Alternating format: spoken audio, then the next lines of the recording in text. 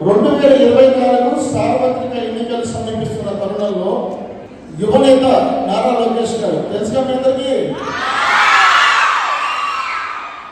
ఒక ప్రతిష్టాత్మక కార్యక్రమం my first vote to CBN అనే కార్యక్రమం ద్వారా స్టేట్ వైడ్ ప్రతి కాలేజీ గడప తొక్కమని తెలుగు యువత టిఎన్ఎస్ఎఫ్ అలాగే ఏదైతే తెలుగుదేశం పార్టీకి అనుబంధ సంఘాలు అయితే ఉంటాయో ప్రొఫెషనల్కి కానివ్వండి ఐటీడీపీ కానివ్వండి అలా వివిధ సంఘాలన్నీ ఒక ఏపీ లీడర్స్ ఏపీ వారియర్స్గా సెలెక్ట్ చేసి ఫస్ట్ టైం ఓటు హక్కు వినియోగించుకోబోయే యువతి యువకులు విద్యార్థుల్ని అవగాహన కల్పించడం. మీ అందరికీ ఫస్ట్ టైం ఓటు వేస్తారు అంతే కదా, కాబట్టి ఫస్ట్ టైం ఓటు హక్కు వేయబోయే మీరందరూ ఎందుకు ఓటు వేయాలి, ఎవరికి ఓటు వేయాలి, ఎలా ఓటు వేయాలి అనే విషయాల మీద మాట్లాడటానికే మమ్మల్ని మీ ముందు పంపడం జరిగింది.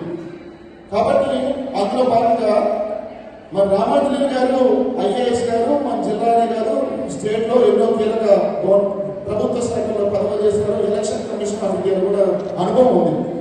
సార్ మీకు ఓటు హక్కు యొక్క ప్రాముఖ్యత గురించి ఎలా వేయాలి, ఎందుకు వేయాలి, ఎవరికి వేయాలి దాని మీద వివరిస్తాం. కాబట్టి మనకు కూడా చాలా గర్వకారణం. ఓకే, ఇప్పుడు టీడీపీ స్టేట్ ప్రెసిడెంట్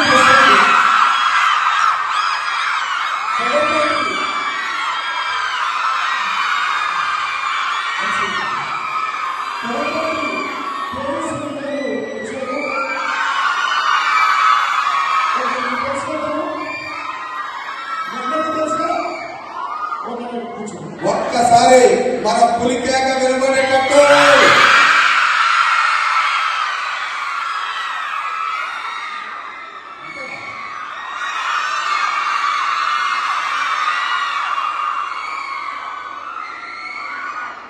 ఓకే. ఈరోజు మీరు వేసినటువంటి ఈ పులి కేక నిశ్శబ్దంగా ఉండాలి. మరి వేశారు కదా కేక, అందరూ పిన్ డ్రాప్ సైలెన్స్ అంటే ఏంటి? అడుగు లాస్ట్ గుడ్. మరి ఈరోజు ఈ కార్యక్రమం పేరేంటంటే నా ఫస్ట్ ఓటు సిబిఎన్ గారికి. సిబిఎన్ గారు అంటే ఎవరో తెలుసా? ఇప్పుడు చెప్పండి, సిబిఎన్ అంటే ఎవరు? ఎవరు ఎన్ని చెప్పినా,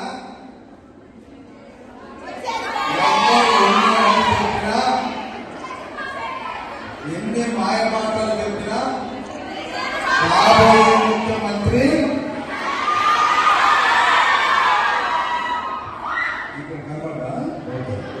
చంద్రబాబు నాయుడు గారు. మళ్ళా ఈ కార్యక్రమాన్ని రూపొందించి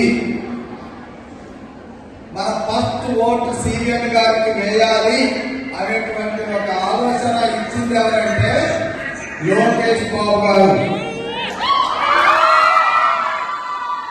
లోకేష్ బాబు గారు ఎవరో తెలుసా? తెలుగుదేశం పార్టీ జాతీయ ప్రధాన కార్యదర్శి. ఆయన అధ్యక్షులు లోకేష్ బాబు గారు ప్రధాన కార్యదర్శి. మరి నేను ఈ దేశ పౌరుడు, సిటిజన్ ఆఫ్ ఇండియా అనేటువంటి దానికి అర్థం ఏంటంటే మీరు అడగచ్చు. ఎప్పుడైతే మనకు 18 సంవత్సరాలు నిండి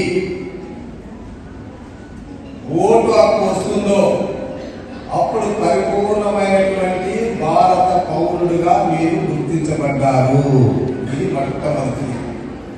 ప్రజాస్వామ్యం మన దేశం ప్రపంచంలోనే అతిపెద్ద ప్రజాస్వామ్యం. అంటే ప్రజలే రాజును ఎన్నుకుంటారు. రాజరికం కాదు ఇది. వంశపారంపర్యంగా సింహాసనం మీద కూర్చునేటటువంటి పదవి కాదు ఇది. ప్రజలు తమ ప్రతినిధిని ఎన్నుకుంటారు. ఆ ప్రతినిధులు మన సీఎం గారిని ఎన్నుకుంటారు. అంటే ప్రజల చేత, చెప్పండి, ప్రజల చేత ఏం మర్చిపోయారా? మరి చెప్పండి, ఒక్కరు చెప్పండి, ఒక్కరు చెప్పండి. ప్రజాస్వామ్యం యొక్క నిర్వచనం ఒక్కరు చెప్పండి. గుంపులు నా గుంపులు. By the people, for the people, of the people. Good. అందరికి వచ్చు కానీ చెప్పడానికి కాస్త భయం. తలరాతలు రాసేటటువంటి, తలరాతలు మార్చేటటువంటి ప్రభుత్వాన్ని ఏర్పాటు చేసినటువంటి సంఘటనలు కోపాలు ఉన్నాయి. కాబట్టి ఎవరికి వారు ఓటు ఎలాగైతే మనం పొందడం మన హక్కుగా భావించామో ఆ ఓటు వేయడం కూడా బాధ్యతగా భావించాలి. ఓటు వేయలేదు అనుకోండి, ఆ రోజు 5 సంవత్సరాలు ఈ రాష్ట్రంలో ఏదైనా పాపం జరిగితే, ఎవరికైనా పేదలకు నష్టం జరిగితే, లేదా ఈ రాష్ట్రం వెనుకబడడానికి కారణాలైతే అందులో భాగస్వామ్యం నాకు కూడా ఉంటుంది. ఎందుకు ఓటు వేయాలి అన్నటువంటి దాన్ని విడమర్చి చెప్తే రాష్ట్ర భవిష్యత్తుకు అది రాజపాటు అవుతాయి. మీకు కొంత, ఎందుకంటే మీరంతా కూడా చాలా ఒక 20 సంవత్సరాలు, 18 సంవత్సరాలు, 19 సంవత్సరాలు, 20 సంవత్సరాలు ఆ వయసులో ఉన్నటువంటి వాళ్ళు. అన్నం పరబ్రహ్మ స్వరూపం అన్నారు. అంటే మన ఉనికిని, మన ఆత్మ గౌరవాన్ని కాపాడేటటువంటి అన్నాన్ని కాంగ్రెస్ ప్రభుత్వం 2గా విభజించింది.